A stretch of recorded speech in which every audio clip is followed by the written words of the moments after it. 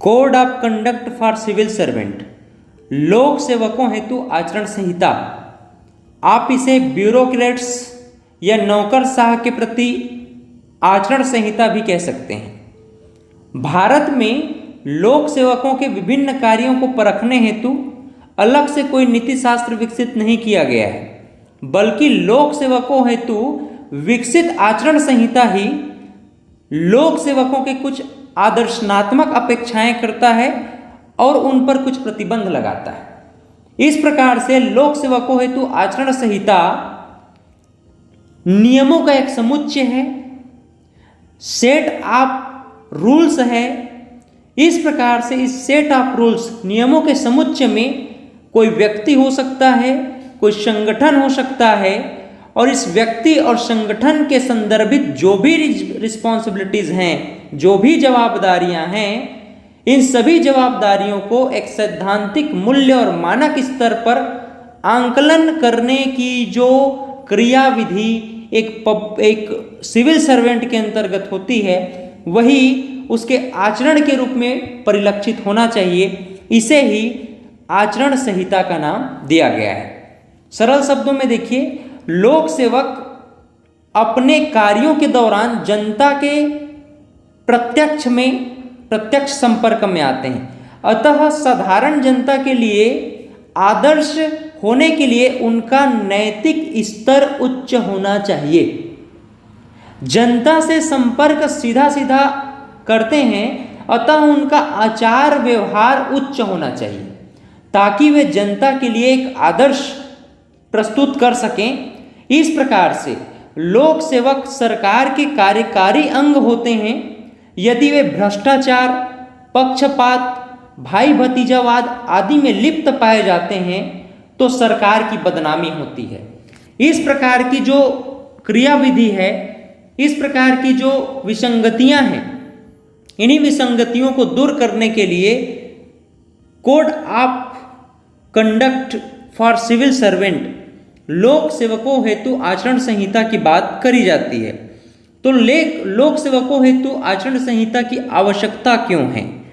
पहली बात तो इसलिए आवश्यकता है क्योंकि कर्मचारी या पब्लिक सर्वेंट या सिविल सर्वेंट जनता के सीधे संपर्क में आते हैं, इसलिए उनका नैतिक आचरण उच्च होना चाहिए।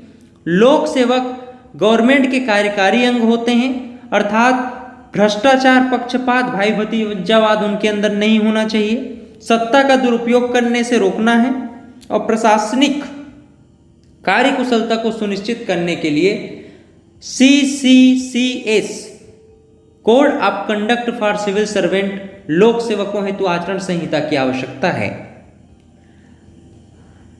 भारतीय संविधान के आर्टिकल 309 में राष्ट्रपति को यह अधिकार दिया गया है कि वह सरकारी कर्मचारियों के लिए आवश्यक आचार संहिता नियमों का निर्माण कर सकता है।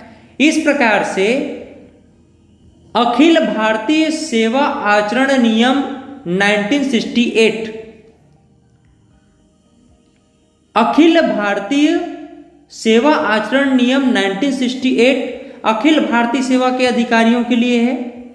उसी प्रकार केंद्रीय सेवा आचरण नियम 1964 केंद्रीय सेवाओं के अधिकारी कर्मचारियों के लिए आचरण संहिता लागू किया गया है।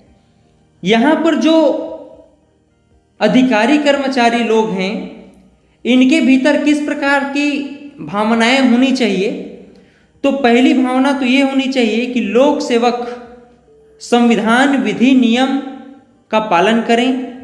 कोई भी लोक सेवक सरकार की किसी तत्कालिक नीति की आलोचना नहीं कर सकता। उससे यह भी उम्मीद की जाती है कि वह कोई ऐसा वक्तव्य न दे जिससे भारत सरकार या राज्य सरकार के संबंधों पर प्रतिकूल प्रभाव पड़े। अगला, बिना किसी उच्च अधिकारी के कोई भी लोक सेवक सरकार की किसी नीति के संदर्भ में अखबारों, पत्रिका, रेडियो, दूरदर्शन इत्यादि में प्रचार प्रसार का माध्यम नहीं बना सकता।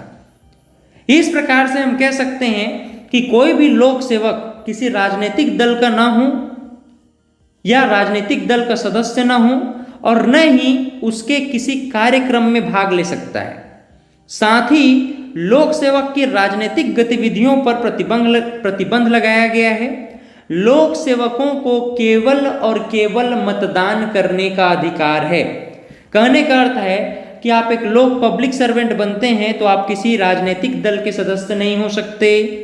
आप राजनीतिक दल के सदस्यों के पार्टी वगैरह होता है उसमें भाग नहीं ले सकते। आप राजनीतिक गतिविधियों, जितना भी राजनीतिक गतिविधियां हैं वो पब्लिक सर्वेंट के लिए बैन हैं।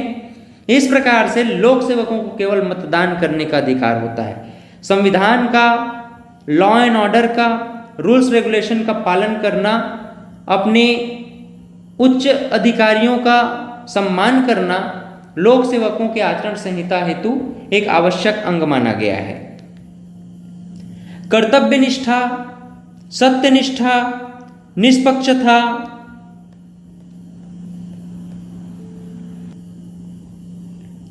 आदि का पालन करना भी आवश्यक है। लोक सेवक बिना सरकार की पूर्वानुमति के किसी रोजगार या व्यवसाय में भाग नहीं ले सकते। इस प्रकार से हमने देखा कि वह किसी प्रकार का उपहार या चंदा नहीं ले सकते। गैर सरकारी आचरण पर प्रतिबंध है। गोपनीयता का उनको पालन करना चाहिए। इस प्रकार से लोक सेवकों को विशेष तरह से अनुशासित होने की जो ट्रेनिंग दी जाती है उस ट्रेनिंग में अनुशासनात्मक कार्यवाही स्वयं के प्रति होना चाहिए। यही लोक सेवकों की आचरण संहिता के नाम से जाना जाता है। तो आपको 2-3 बातें यहाँ पर ध्यान में आई होगी। पहली बात तो ये कि लोक सेवकों हेतु आचरण संहिता क्या है। तो लोक सेवकों हेतु आचरण संहिता नियमों का एक समुच्चय है जो एक जिम्मेदारी पूर्वक एक लोक सेवक को मानना होता है एवं उसका अनुपालन करना होता है। दूसरी बात, भारत सरकार कर्मचारियों के लिए किस प्रकार की आचरण संहिता लागू करती है। तो all India service rule 1968 Akhil Bharatiya आचरण नियम से संबंधित है। केंद्रीय सेवा आचरण नियम 1964 सेंट्रल गवर्नमेंट के कर्मचारी और अधिकारियों पर लागू होता है। तो इस प्रकार से हमने भारत सरकार के द्वारा लागू किए गए नियमों पर भी बात किया और भारत सरकार के द्वारा जो आचरण संहिता बनाई गई है इसमें मुख्य रूप से जो अधिकारी और कर्मचारी हैं उन्हें किस प्रकार से आचरण का अनुसरण करना चाहिए इस पर भी हमने बात किया। आगे मैं आपके लिए एक केस स्टडी छोड़ के जा रहा हूँ। इस केस स्टडी को आप रीड करिएगा और रीड करने के बाद आप मुझे कमेंट में इस संदर्भ में उत्तर दीजिएगा। ठीक है, स्क्रीनशॉट कर लीजिए। स्क्रीनशॉट करने के बाद इस केस स्टडी को अच्छे से पढ़िए और पढ़ने के बाद आपको मुझे इसका उत्तर देना है। ठीक है, तब तक के लिए थैंक यू।